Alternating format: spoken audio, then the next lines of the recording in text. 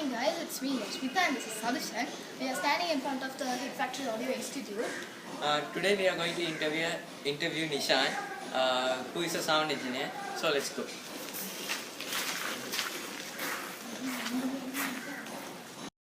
Okay, so I'm a recording engineer. So my job is basically mostly in the studio. So in the studio we have basically the main thing is the software which we use to record on. Then we have what we call the AD and the DA converter or the interface sound card, microphones, to keyboard controllers, MIDI controllers, to speakers, monitors. So the type of equipment we use will change depending on the studio. So you'll have a setup like this where you have 5.1 surround, so 5 speakers, to a normal studio where you have just the computer, the mixer, the speakers, sound card and the keyboards. What personal qualities do you think are most helpful for a live sound engineer? Personal qualities. First of all, any live sound engineer should be able to work with people. So one, you have to be able to, whoever the artist is, whoever the client is, to be able to work. So you have to have good PR skills. Apart from that, any good sound engineer or live sound engineer would have to obviously have a knowledge of what sort of his job basically. So anything from technical knowledge to even artistic knowledge you have to have. So for example, if a live sound engineer doesn't know what music is, it will be very difficult for him to balance or mix music. So those are some of the qualities you need to have. But I would say the most important thing is the ability to work with people and a lot of patience. Why do you want to make a career in this field? For me, I personally, I've been playing guitar, I've been playing drums since I was a kid. So music was in me. And one of the main reasons why I am in this career is because I love music and I love composing and making music. So that is the one thing that has driven me so far in what I'm doing. But for me, what really pushed me into this is my love for music. What kind of training do you have? So I have a diploma in sound and music technology by City and Guilds. But apart from that, before I got my diploma, I have worked as a recording engineer and a sound engineer for almost 9 years. So now I've been in this field for almost 11 years. So for me, most of it was experience before I studied. So my only qualification I have is my diploma in sound and music technology, but more or less it's a hands-on experience thing before. Do you feel the path you took is common in the industry? Not in Sri Lanka, because when it comes to being a recording engineer or sound engineer, it's not the first thing any person would look at, because the market is small and because the number of opportunities are less. So picking a career like this is not easy, but again it all comes down to how far you really want to pursue it. If you want to really pursue it, then you have to work hard and get to where you are. When did you know you wanted to become a live sound engineer? I have been a recording engineer for almost 11 years, but I first started getting into live sound when I was in church. So I was just in church when for our church services and stuff I used to balance sound. So that's the first time I've been in live sound. I didn't get into this wanting to be a live sound engineer, but about 4 years ago I really started going into it. And one of the reasons I enjoy live sound is it is very different from being a recording engineer, because live sound is always, it's not the same thing all the time. So if you go from one place to another place and do sounds at 2 different places, it's 2 different types of sound. So as an engineer, you have to be able to adapt, and you have to be able to use your knowledge to get the most out of wherever you're doing the live sound.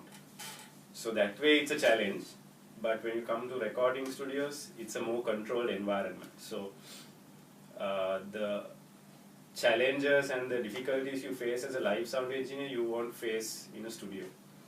So when I started doing live sound properly about 4 or 5 years ago, I still do recording engineering, and recording engineering is my strong point. But I do live sound also because I love the challenge and the interesting aspect to it. What advice would you give students either going into school or just graduating about getting a job in this industry? My advice to students who want to get into this industry is first to research and see, because like I said, it's taken me almost 11 years to get to where I am right now. So any person who wants that sort of opportunity to get to where I am has to obviously be able to work hard. So it may mean months of not getting paid properly, months of working late hours, months of really sacrificing things to get to where you are. So if someone who's just getting out of school wants to become a sound engineer, what I would advise them is to always see if there are opportunities abroad, because the market abroad is vast. So even if it's to do with studies, it's always best to see if there are options abroad first before you think of staying here. That being said, Sri Lanka is a growing market. Every month or every year it's something new happening. So if someone wants to pursue a career in sound engineering, I won't discourage. I would say go for it, but they have to be prepared to, face the difficulties and work at it.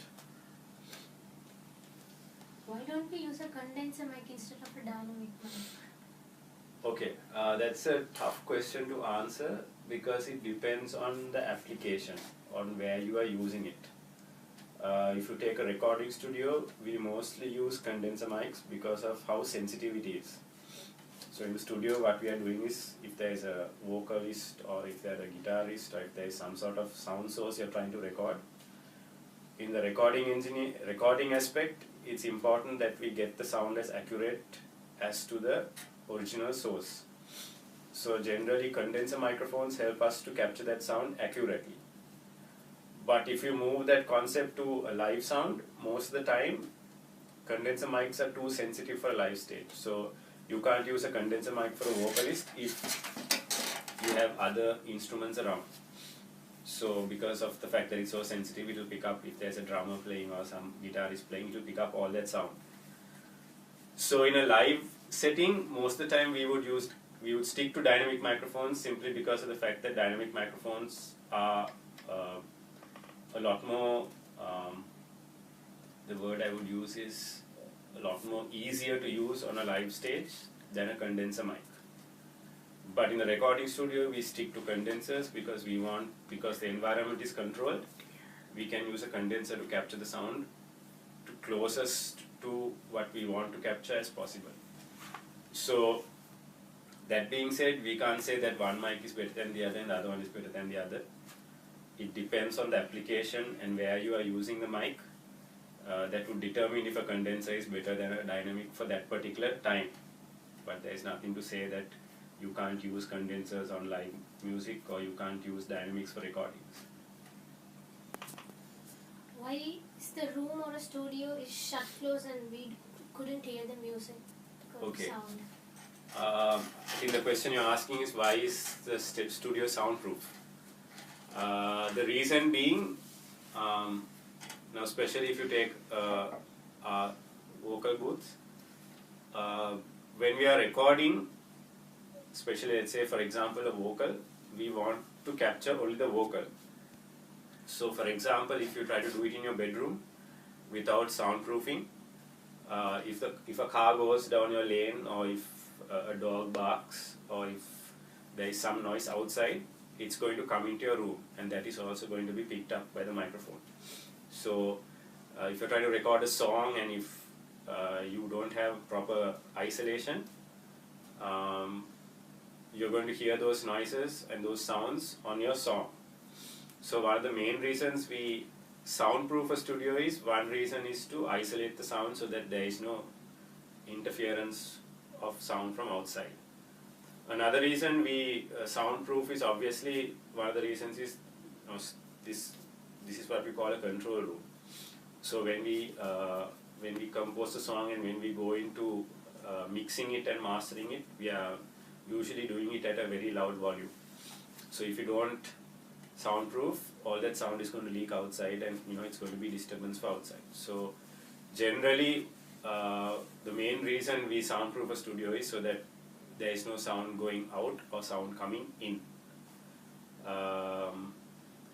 So that's the main reason. How you soundproof and how you would soundproof a room and how much to an extent you will soundproof depends on your room and depends on your application. But the main reason is to isolate the sound. There is something in front of a microphone. It is the pop filter. What's the use of it? Okay, a pop filter is there basically. Now, if you speak normally, you will find that certain what we call syllables are stronger than the others. So, for example, if you take sounds that sound like a b or a p. So, if I say peak or beak, you hear that there is like sort of extra pressure from your lips, and that is because of the way you pronounce the word. So when you put a microphone in front of that, so what the microphone does is it converts normal air pressure to voltage, right? So when there is excess air pressure, what happens is you will hear a very distinct, distortive sort of sound, like b sort of sounds. So that is generally not very useful for us when we record. They are called pops, and if you record with pops, it's very difficult to remove those in the recording. So what the pop filter does is, if you put it in front of the microphone, it basically filters out the excess air that comes from your mouth and allows the natural sound to come through. So that's the main reason why you have a pop filter. Is it a must to use them? In recording, yes. We don't use it a lot in live sounds because it's like, for example, if the vocalist is walking around with the microphone, it's a bit of a nuisance to have a pop filter in front and move. But we use it in the studio simply because we want the sound to be as clear and accurate as possible. So I would say if you're recording things like vocals, that it's a must. You have to have a pop filter. What an audio interface? An audio interface. Simple answer is an audio interface is what helps us to convert analog sounds or analog signals to digital. So for example, if you take a normal computer, let's say you have an MP3 that's on your hard disk that is stored in digital format, right? So when you play it, you have to plug a pair of headphones or plug a pair of speakers so that you can hear. So what the computer does is, built into the computer is what we call a sound card or an audio interface that converts the digital format of what you're playing into analog sound, right? So in the studio, we are trying to use microphones and different types of devices to capture true sound, true what we say air pressure, and true sound. We're trying to convert it to something that we can store on the hard disk, right? So you can't plug a microphone into a computer because the computer works in what we call computer language, or what we say binary, right? So what the audio interface does is it takes whatever voltage that comes into it and converts it into binary format for the computer to understand and for you to be able to store. And then of course, if you do a recording today, it's stored on your computer, and then tomorrow if you open it and play it back, your sound card or your audio interface has to be able to convert the digital signals back to analog or back to sound pressure.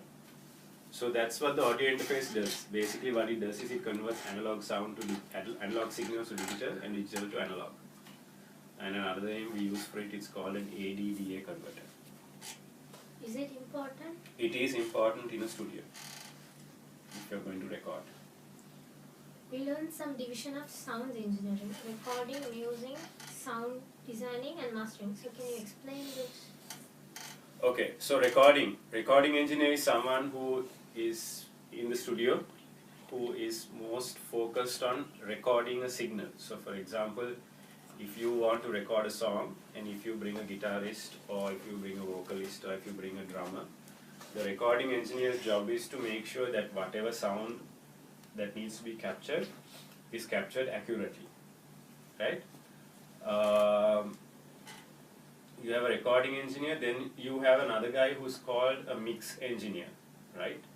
So what a mix engineer does is, for example, if you have a full band that's playing, so you have drums, bass, guitars, violins, piano, vocals, background vocals. So what the mix engineer does is he takes all that into his software, and what he does is it's sort of like an art. He tries to create a picture so that when a person is listening, they can feel what is being sung or what is being played, right? So in the studio, generally once we record, we just don't output the song straight away. So it goes to a mix engineer. The mix engineer is the guy who uses his knowledge and his creativity to craft how the song sounds. And then the last guy you would have in the process is what we call the mastering engineer. The mastering engineer is the guy who will take the files from the mix engineer. And so if you compare music around the world, there is a certain standard that you have to have the music at, right? So now for example, if you're going to upload your songs on iTunes or SoundCloud or whatever, there is a particular standard that you have to meet, right? So the mastering engineer's job is to make the song meet that standard, right? So by way of quality of the sound or how loud the song is and things like that is controlled finally by the mastering engineer. So invariably, the roles are not similar, as in it's not done by the same person. So like if you go abroad, you will find people who are just recording engineers. You will find people who just mix and people who just master. But in Sri Lanka, most of the time, the recording engineer, mix engineer, mastering engineer is always the same person, because of the fact that if you're doing a song, you don't generally have a budget to have it sent to 3 different people to get an output. So that's what basically the 3 main job roles in a recording studio is. Apart from that, you have a live sound engineer. If you go to live sound, you have what you call a live sound engineer, right? That also there are 2 different people. One guy is called the monitor engineer, and then you have the front of house engineer. The monitor engineer's job is, for example, he will be on the side of the stage, and his job is to make sure that all the musicians can hear each other well, right? The front of house engineer is basically, his job is to make sure that whoever is standing in front of the stage can hear the sound to the best quality. So different job roles within the whole, what you call a sound engineer.